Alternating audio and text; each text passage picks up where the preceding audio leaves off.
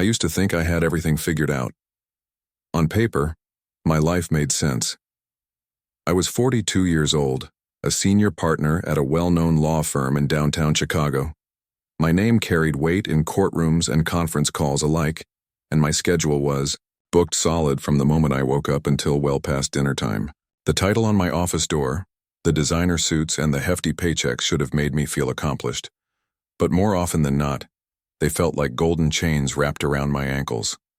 I lived in a meticulously renovated townhouse in Lincoln, Park with my wife Claire and our 2 children, Mason, 10, and Lila, 7. Claire was kind, thoughtful, and practical. We loved each other once, I'm sure of it.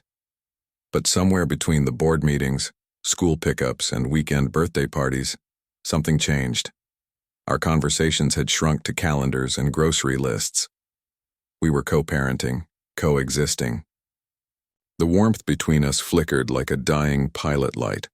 The kids adored me in the innocent, forgiving way that only young children can.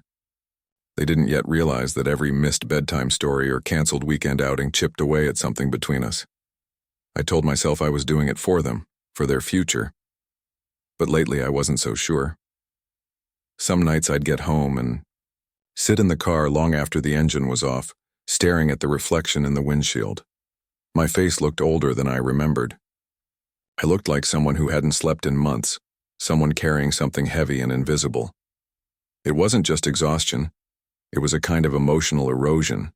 I was losing myself piece by piece to a life that had been carefully built, but no longer felt like mine. The change came on a humid Friday evening in mid-July. We were at my cousin Ethan's backyard cookout, a modest gathering of family and friends, nothing fancy. I was nursing a beer, half listening to someone talk about real estate trends, when Uncle Ray appeared beside me. Ray was my dad's younger brother, mid-60s, weathered and wiry with a way of cutting through small talk like a knife through paper. "You look like hell," he said without ceremony, handing me a plate of ribs. I let out a tired laugh. "You always knew how to make a guy feel good." "I'm serious," he said, his eyes scanning me.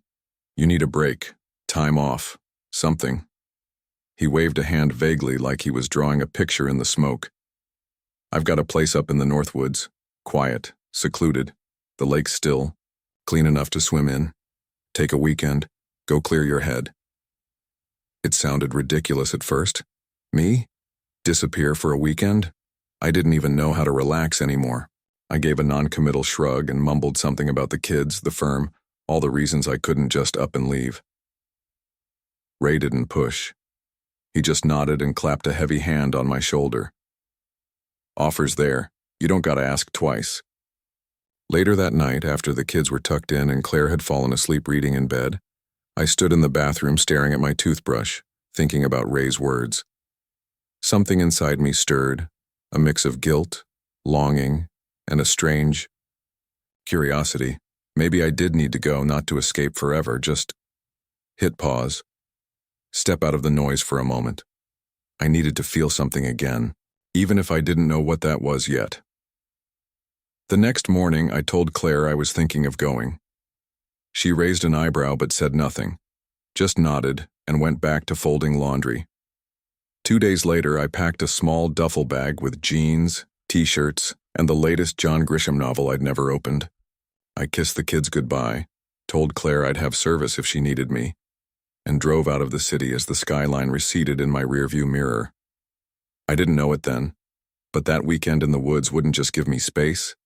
It would ignite something I had long buried, something that would set everything I thought I knew about myself on fire. And the man who would come to put out that fire, well, he'd be the last person I ever expected. The drive stretched on longer than expected, winding through pine-lined roads that narrowed with every mile. As he left the paved streets behind and gravel crunched under the tires of his SUV, he rolled down the window, letting in the cool northern air. It carried the faint scent of cedar and damp earth, a far cry from the metallic tang of city smog. A sense of unfamiliar stillness settled over him, unnerving at first, like the world had fallen into a hush to watch him arrive. The house revealed itself slowly, nestled at the end of a dirt path half concealed by thick trees and overgrown brush. It was a modest, two-story cabin with a sloping roof and wraparound porch, built of weathered timber that had clearly seen decades of storms and seasons. Smoke trickled from a chimney, and wind chimes clinked gently in the breeze. No traffic. No sirens. No buzz of phones or the constant click of emails needing answers. Just birdsong and the rhythmic creak of branches in the wind. He stepped out of the car and paused, stretching stiff muscles as his eyes took in the openness around him. The lake, shimmering just beyond the trees, caught the sunlight like broken glass scattered across the water. His chest rose with a deep breath.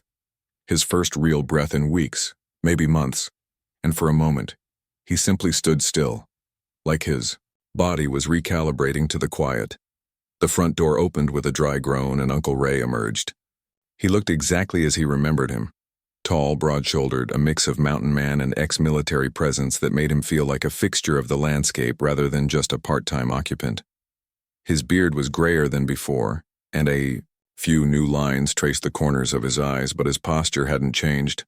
Solid, confident. There was no wave, no theatrical greeting, just a firm nod and a grunt that passed for a welcome. "Didn't think you'd actually come," Ray said, his voice rough and measured like gravel in a coffee can. "Yeah, well," the protagonist replied, stepping closer with his duffel bag slung over one shoulder. "Figured it was time." Ray reached out to take the bag and their hands brushed briefly. His grip was steady, calloused but not unkind.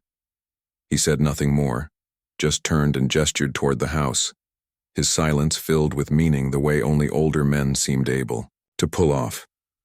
Inside, the cabin smelled of pine and faint wood smoke. The floors creaked underfoot and the walls were lined with books, framed black and white photographs, and old tools mounted like art. It felt lived in, not curated. Comfort without pretense. Ray led him to a small guest room on the second floor. The bed was covered in a quilt that looked handmade, and the window overlooked the lake. He dropped his bag on the floor and sat on the edge of the bed, fingers trailing across the textured fabric. No Wi-Fi, no emails, no expectations. Just four walls, a window, and the sound of the wind. After changing into jeans and a flannel shirt, his suit and tie tucked away in the bottom of the bag like a discarded skin, he made his way downstairs to find Ray sitting on the porch, a bottle of beer resting on the wooden railing beside him. He took the empty chair next to him, and Ray handed him a cold one without a word. The sun had started to dip behind the trees, casting long shadows across the clearing. Cicadas had joined the bird calls, and the lake reflected the sky in shades of burnt orange and violet. They sat in silence for a while, sipping their beers and watching the horizon shift. It wasn't awkward. It wasn't strained. It just was. Eventually, Ray spoke. "You needed this more than you knew. Yeah," he admitted. "I think I did." Ray turned to look at him, his expression unreadable. It's easy to get lost in the noise. Harder to admit you need to stop and listen. There was something about the way he said it, calm, certain, that lingered longer than the words themselves. The protagonist glanced sideways at him, noticing the way the light caught the contours of his face, the strong lines of his jaw, the way his hands rested so effortlessly on his thighs. There was no arrogance in him, just presence. And that presence felt heavier than it should have. He took another sip of his beer, unsure why his throat had gone dry. As the breeze picked up and the last of the sunlight drained from the sky, he found himself relaxing in a way he hadn't expected. Muscles unclenching, thoughts slowing, the static in his head beginning to quiet. But beneath the calm, something else stirred, something wordless. Not quite tension, not quite comfort. Something waiting. They stayed on the porch long after the sun had slipped beneath the trees, the sky deepening to a dusky navy, the stars beginning to show through like scattered silver dust. Crickets had taken over the night, and the occasional crackle from the fire pit filled the pauses between conversation. Ray had lit it sometime after dinner, and now they sat beside it, the glow licking their faces with a flickering warmth. Their conversation drifted easily at first, held up by the quiet comfort of two men used to silence. They talked about mundane things, work, traffic, The stress of deadlines. Ray listened more than he spoke, sipping slowly from a glass of whiskey that glinted amber in the firelight. "I don't know how you do it," he said after a while, leaning back in his chair. "All those meetings, the non-stop hustle, doesn't it ever feel empty?" The protagonist shrugged, staring into the fire. "Most days, yeah, but it's what I signed up for. It pays the bills." "That's not the same as living," Ray said, not unkindly. There was something in his tone, firm, yet laced with understanding. The kind of voice that suggested he knew the weight of obligations but had chosen a different path. The protagonist didn't know how to answer. He wasn't used to being challenged like that, at least not outside the courtroom. "I've got a family, kids, a wife, people depending on me," he offered, like an excuse. Ray turned to him, the fire casting soft shadows across the rough planes of his face. "And when's the last time you felt like someone was looking out for you?" The question lodged somewhere deep in his chest. He tried to laugh it off, but it came out brittle. "You make it sound like I'm some kind of martyr." Ray's eyes didn't leave his. "I'm just saying maybe it's time you stopped burning yourself up to keep everyone else warm." The air between them shifted. It wasn't the words themselves. It was the way Ray said them. There was a gravity to his gaze, a quiet intensity that made the protagonist feel exposed. Vulnerable, even. He reached for his drink, fingers brushing against Ray's for a split second as they both went for the bottle. The touch was brief, incidental, but it lingered longer in his mind than it should have. He cleared his throat, set the glass down, untouched. "You always talk like that? Like you've got the answers the rest of us missed?" Ray gave a slow, amused grin. "Only when I know I'm right." They sat in silence again, the fire crackling, flames dancing in their periphery. The night had grown cooler, and the protagonist found himself folding his arms across his chest, not from the cold, but from a sudden awareness of how close they were sitting. Ray's knee was angled toward him, close enough that the edge of their jeans touched every time either of them shifted.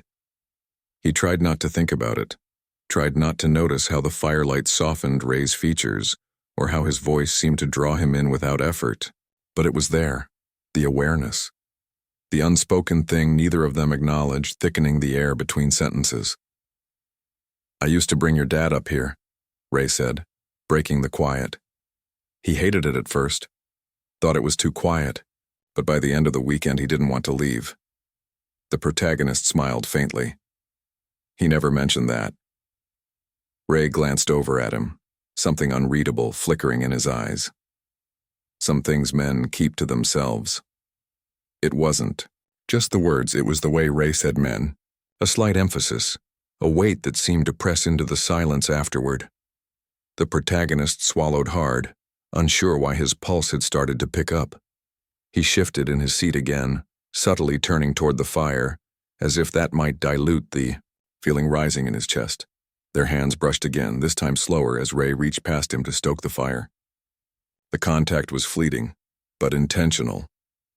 Or maybe he imagined it. He wasn't sure anymore. He looked over, searching Ray's expression for some kind of clue. But the older man's face was calm, composed, his eyes steady on the flames. "You ever get tired of being alone out here?" he asked suddenly, needing to say something, anything to defuse the charge between them. Ray didn't answer right away. He leaned forward, tossing another log onto the fire, and the sudden blaze lit up the lines of his face, the strong set of his jaw, the curl of his lips. "Sometimes," he said finally, "but not tonight." The words hung between them, heavier than they should have been. The protagonist turned away, back to the stars, trying to steady his breath.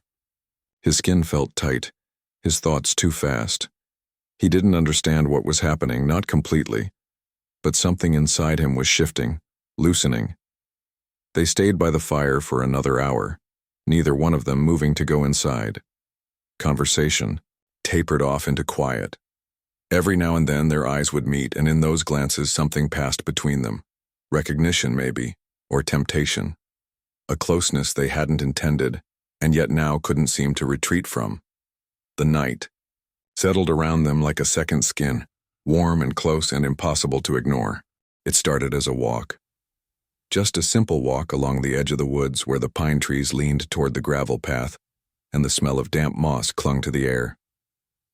They'd taken their coffee out late that morning, the sun filtering through. The branches, the air cool but soft with spring. They didn't talk much. Ray walked a step ahead, occasionally pointing out a trail marker or a bird call. It should have felt peaceful, but something in the silence between them pulsed with tension. Not the kind that demanded words, but the kind that made skin feel too tight, thoughts too loud. At a bend in the trail, Ray stopped and turned. "You all right?" The protagonist nodded, though it was a lie. He hadn't felt all right since the night on the porch. Since Ray's hand had brushed his, since he'd started noticing things he couldn't unnotice, like the way Ray's voice sounded just before he laughed, or the way he stood when he wasn't pretending to be casual. "You sure?" Ray pressed, his gaze searching. He hesitated. The truth scraped the back of his throat, but he couldn't force it out. Instead, he looked away, at the curve of Ray's jaw, the crease of concern between his brows. Then Ray stepped closer. It wasn't abrupt, it wasn't bold, it was deliberate, careful, like a man offering a secret instead of a touch. The distance between them closed to inches and the air grew thick. Neither of them spoke. They just stood there, the woods quiet around them, the moment stretching like elastic. Ray reached up slowly, brushing a pine needle from the protagonist's shoulder. His hand lingered for a beat too long, fingers grazing fabric, then skin.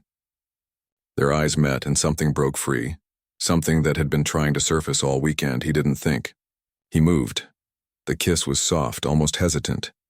A question, not a claim. Ray didn't pull away, and that was enough. The protagonist's heart hammered in his chest, louder than the bird song, louder than the wind. The world narrowed down to a single point of contact, their mouths, their breath, the sudden heat between them. When they parted, he stepped back, stunned by the weight of what had just happened. I shouldn't have." Ray shook his head, eyes dark, steady. "Don't do that. Don't pretend it didn't mean anything. It wasn't just lust. That's what scared him most." Back at the house, the air between them shifted from static to charged. Everything slowed. Movements, glances, breaths. The physicality crept in like a tide, unavoidable now that the first wave had crashed. Later, they sat in Ray's room. The space was quiet, dim, the bed behind them like a dare. Ray poured them each a small glass of something dark and aged. They sipped in silence. The tension didn't dissipate. It evolved, deepened. When Ray reached out again, this time there was no hesitation. His fingers brushed the protagonist's jaw, then settled at the back of his neck. It was grounding and electric all at once. Another kiss. Deeper now. More certain. Their bodies leaned together, and slowly, cautiously, clothes slipped away like a series of silent confessions. Every touch felt deliberate, reverent, like they were both trying to memorize something they never expected to find. The protagonist's breath hitched when Ray's hand skimmed down his spine. Not because of the contact, but because of the realization that he wanted this. Not just the physicality, but the person. The quiet strength. The patience. The way Ray looked at him like he wasn't broken or lost, just searching. Their bodies found a rhythm, but it was the emotion that undid him.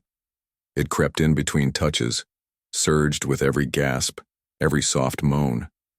It wasn't just want. It was something far more dangerous, need, connection. When it was over, they didn't move for a long time. Ray lay beside him, breathing slow and steady. The protagonist stared at the ceiling, his chest tight, his mind reeling. He should feel guilt. He expected shame, regret.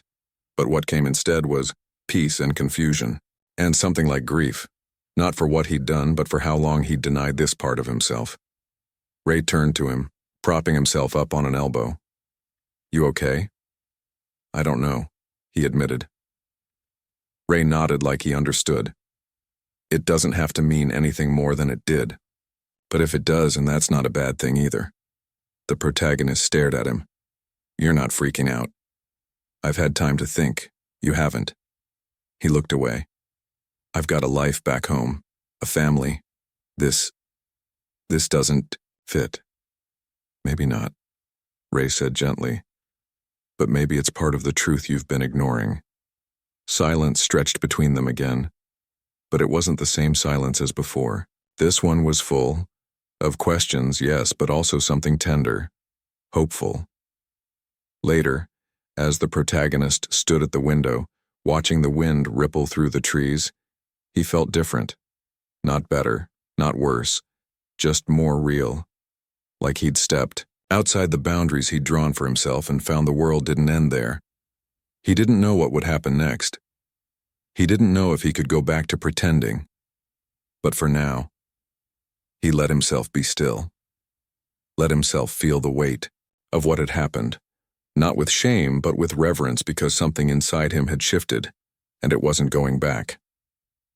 The morning light came through the window soft and golden, brushing over the hardwood floor like a quiet whisper. The protagonist stirred beneath the covers, slowly blinking awake to a silence that felt heavier than usual. He reached out instinctively, hand searching the other side of the bed, but it was cold. Ray was gone.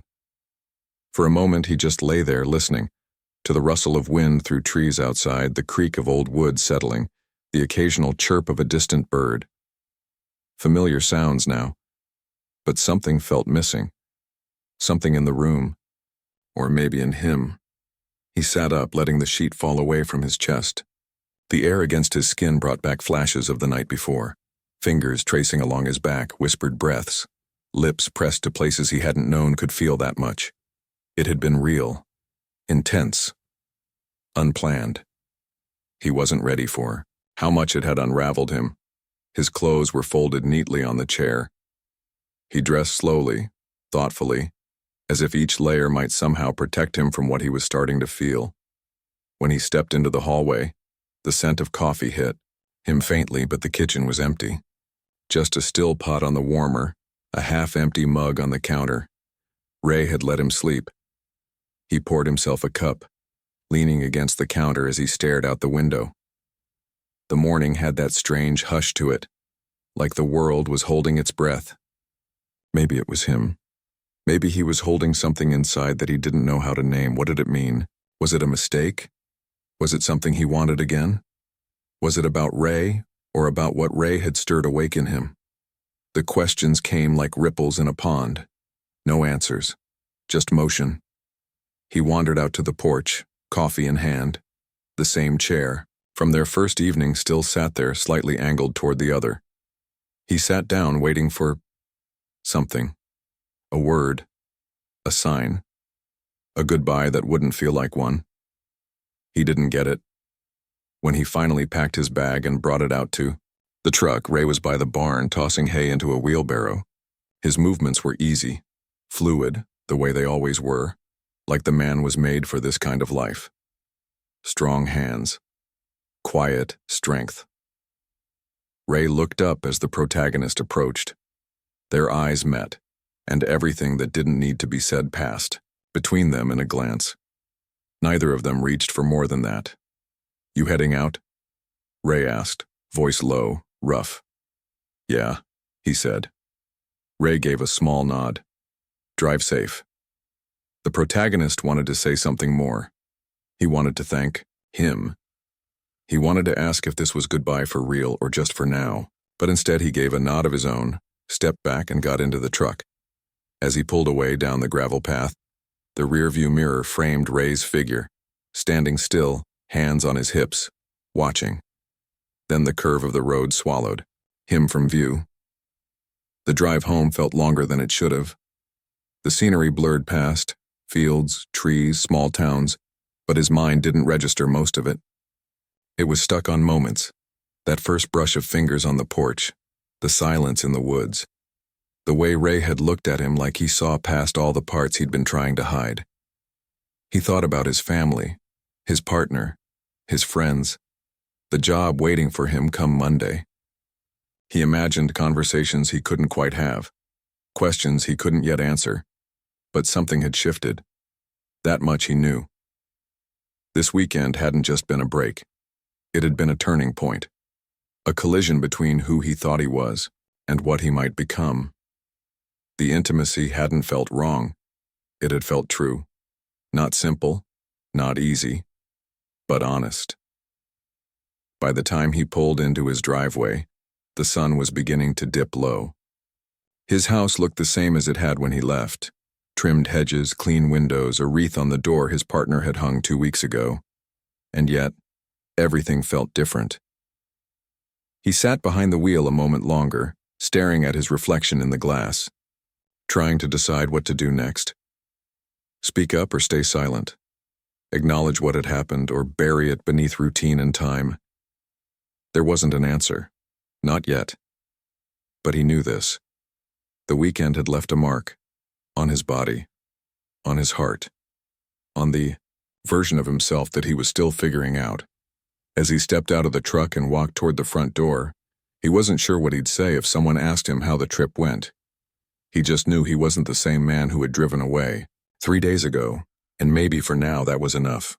The house was quiet that evening, the kind of quiet that usually comforted him but now pressed in a little too closely. The protagonist sat at the kitchen table, fingers tracing the rim of a glass he hadn't taken a sip from. Outside the window, dusk folded over the neighborhood, soft and indifferent. He'd unpacked already, folded the clothes he barely wore, set his phone down without checking messages. Everything looked normal, but inside things had changed. Subtly, silently. Like a shift in gravity. The memory of Ray lingered in the quiet spaces. Not just the touch, not just the kiss, but the look in his eyes, the unspoken understanding they'd shared. It hadn't been just about attraction. It had been about something deeper, something unexpected and undeniable. Still, he couldn't pretend the world he'd returned to didn't exist. There were promises made, expectations unspoken. There was a life built on stability and predictability. What had happened at the cabin didn't fit neatly into that framework. He wasn't even sure if it was supposed to, and yet a part of him ached to understand it more, to explore what that connection really meant, to know if it was just the setting, the seclusion, or if it was something real that waited beyond the boundaries of that weekend. He didn't know if he would see Ray again. He didn't know if he could, but he also knew he couldn't unfeel what he'd felt, the way his body had responded, the way his heart had opened, just a little, just enough, to glimpse a possibility he hadn't let himself consider before. He turned off the kitchen light and stood in the doorway for a long moment, watching the last of the daylight drain from the sky. A part of him wanted to pick up the phone. Another part knew that maybe it was too soon, or maybe it was never meant to be more than what it was. Whatever the truth, the experience was now part of him. It had shaken something loose. And now, he would have to decide whether to bury it or follow where it might lead. There was no clear answer, no tidy resolution, only the quiet certainty that something inside him had changed, and that perhaps was where his story really began.